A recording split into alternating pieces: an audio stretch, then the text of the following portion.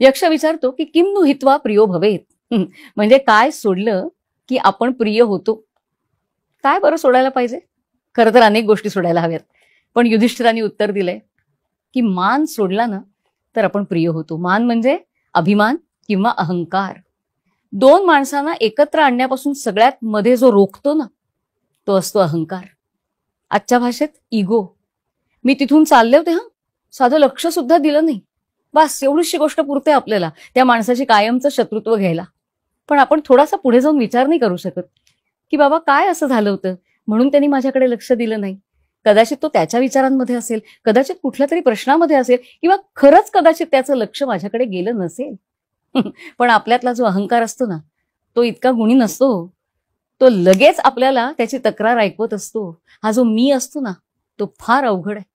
बासरीच्या बाबतीमध्ये मागे असं वाचलं होतं, म्हणजे आता ते बासरी वादक किंवा बासरी घडवणारे तज्ञच खरं सांगू शकतात, पण हा वाचलेला किस्सा आहे की बासरी पंचमी, सप्तमी, अष्टमी, नवमी, दशमी या तिथींना बनत नाही. ती बासरी जर त्या तिथींना केली तर ती पिचते म्हणे. का? कारण ह्या तिथीमध्ये मी येतो आणि बासरीमध्ये मी शिल्लकच उरता कामा नये. एका शायरचा शेर आठवतोय, तो असं म्हणतोय की कहलवाता है जो तू बस वही कह सकती हूँ. बासरी म्हणतीये कहलवाता है जो तू बस वही कह सकती हूँ, अपने मन की कहूँ इतनी मेरी औकात नहीं. मी मोकळी आहे रे पूर्णत्वानं, तू जशी फुंकर घालशील ना तसंच मी वाजणार आहे. ही फक्त बासरी नाही हे खरं तर आपण म्हणायला हवंय असं त्या शायरला वाटत असावं कदाचित, कारण खरोखरच त्याच्याशिवाय काय आहे. पण हे म्हणायला फक्त आपला अहंकार आपल्याला काही मोकळा बसू देत नाही. अहंकाराचा फणा म्हणजे कसं म्हणावं मला लक्षात येत नाहीये, पण अहंकाराचा फणा जितका मोठा तितका आपला कणा अधिकाधिक ताठ होत जातो आणि आपण झुकणं कमी करतो. कबीरजींचा एक दोहा आहे. कबीरजी म्हणतात, ऊंचे पाणी न टिके नीचे ही ठहराय. पाणी वरती नाही राहत, ते नेहमी खालच्या दिशेनंच धावतं. ऊंचे पाणी न टिके नीचे ही ठहराय, नीचा हो सो भर पिवे ऊंचा प्यासा जाय. कबीरजी म्हणतात की पाणी नेहमी खालच्याच दिशेला वाहतो. तुम्हाला पाणी प्यायचं असेल ना तर झुकावं लागतं. नीचा हो सो भर पिवे. तुम्ही म्हणालात नाही मी असंच राहणार, तर ते म्हणतील जा तहानलेलीच. नीचा हो सो भर पिवे ऊंचा प्यासा जाय. झुकणं फार गरजेचं असतं आणि तेच युधिष्ठिर आपल्याला सांगतोय. मान थोडासा कमी करा, अभिमान थोडासा कमी करा, अहंकार थोडासा कमी करा, थोडं झुकायला शिका. मला तर कधी कधी असं वाटतं की आपल्या प्रथा किती सुंदर आहेत नाही.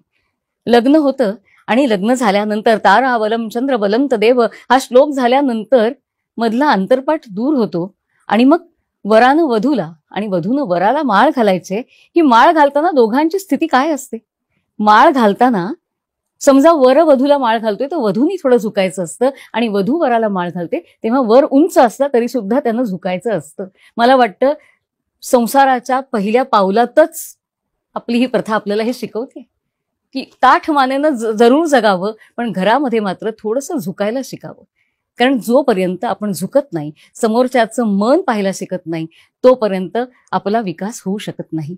एकमेकांच्या साथीनंच पुढे जायचं असतं, कारण आपण एकटे ह्या जगात जगू शकत नाही. आणि म्हणूनच अहम जरी महत्वाचा असला तरी त्याचा आकार किती वाढतोय याच्याकडे लक्ष द्यावं लागतं. अध्यात्मात तर सगळ्यात मोठा अडसर ह्या अहंकाराला म्हटलेला आहे. एकदा एक माणूस एका फकीराकडे येतो आणि म्हणतो की तुम्ही सगळ्यांना देव दाखवता ना, मग मला दाखवा ना. फकीर म्हणतो तुला पाहायचंय ते जा, तिथे समोर एक डोंगरावर घर आहे बघ, जा तिथे जाऊन पहा, तिथं बसलाय तो. धावत पळत माणूस तिथपर्यंत पोहोचतो, दार वाजवतो, आतून आवाज येतो, कोण? हा म्हणतो मी. दार उघडत नाही. 15 दिवस असं होतं. हा माणूस चिडतो आणि माणूस त्या फकीराला जाऊन म्हणतो, खोटं बोलता काय तुम्ही? मी 15 दिवस गेलो, दार वाजवलं आणि माझ्यासाठी दार उघडलंच गेलं नाही. फकीर त्याच्या कानामध्ये सांगतो आणि म्हणतो जा आता जाऊन बघ काय होतं. तो माणूस त्या घराच्या समोर जाऊन उभा राहतो, दार वाजवतो, आतून आवाज येतो, कोण? तो उत्तर देतो, आतही तूच आणि बाहेरही तूच. त्या क्षणी दरवाजा उघडतो. ज्या क्षणी मी सुटतो त्या क्षणी तो भेटतो. काय छान म्हटलंय ना कबीरांनी. प्रेम गली अति साकरी जामे दोन समाय. अहो प्रेमाचा रस्ता ना फार अरुंद असतो, त्याच्यावर दोन माणसं नाही उभी राहू शकत.